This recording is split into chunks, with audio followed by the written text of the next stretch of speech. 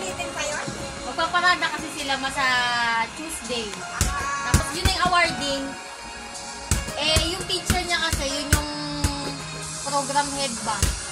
So, may message na ako, third daw siya. Tapos yung kapartner naman niya, second. Kasi maganda yung babae, maganda rin yung damit eh.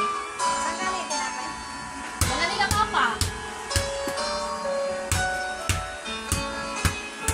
Sabi niya, third. Wala ang expect ko nga, second ako eh. Kasi wala akong tungkod eh, kaya third lang ako. Ay, buti nga third day. Yung iba ka wala eh. Oo nga. Sabi ko po din, nakasabit ka pa na. Okay na yan. Eh, kung wala, yung iba eh. First time mong sumali sa ganyan, naka-third ka pa. Incomplete eh. Yung iba walang nakuha. Incomplete kasi. Walang... Hinahanap ko yung ano lang eh. Hindi ka naman nagsabi ng tungkol eh. Kahaliboy, punta yan sa pagkain. Sabog-sabog yung pagkain ni papa mo. Basketball pala si Gulang. Andiyan si kuya mo?